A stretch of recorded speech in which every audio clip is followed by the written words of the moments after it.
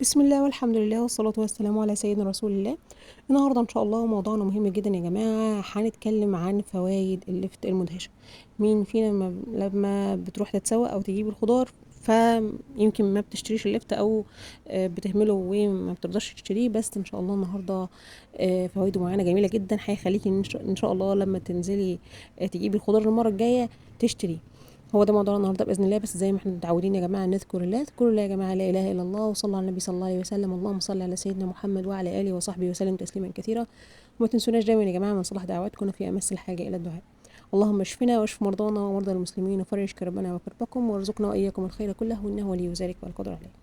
نبدأ بسم الله الرحمن الرحيم. بيعتبر اللفت من أشهر الخضروات اللي بيكثر تناولها بعد تخليلها أو سلقها أو تمليحها، وقد أثبتت الدراسات الحديثة إنه ما بيساعدش بس على فتح الشهية أو كابيتايزر جنب أو كطبق جانبي كده جنب الأكل، بس لكن له آثار طبية كمان وفوائد صحية مهمة. من فوائده الصحية اللي هنذكرها دلوقتي. ويا جماعة نعمل لايك للفيديو ونشترك في القناة، ما تنسوش وتشيروا الفيديو علشان تشاركونا أجر نشر المعلومة. هو مرطب وملين ومفيد في نزلات البرد وعلاج حالات السعال، وكمان تناول اللفت بيقي بإذن الله من الإصابة بالزكام، علشان كده بينصح بيه في الفترات الانتقالية بين الفصول، وخصوصا في فصل الشتاء اللي بيكثر فيه طبعا الإصابة بأمراض البرد والحساسية والتعب. طبعا أي حد عنده حساسية وتعبان على طول عارف الموضوع ده. وبيسهم في تقوية جهاز المناعة، وبيساعد فيتامين سي الموجود في اللفت في الحد من أمراض الربو وعلاجها أيضا. بيساعد فيتامين ألف الموجود في اللفت في الحفاظ على صحة الرئتين. كمان بينصح بتناول اللفت طازة او اللفت اللي هو يكون صغير في الحجم، وبيساعد تناول اللفت في التخلص من الوزن الزايد ده، طبعا لانه بيحتوي على الياف مهمه جدا للجسم. كمان هو منخفض السعرات الحراريه، ومن اهم المدرات للبول. كمان بيساعد اللفت في التخلص من ارتفاع نسبه الكوليسترول الضاره في الدم.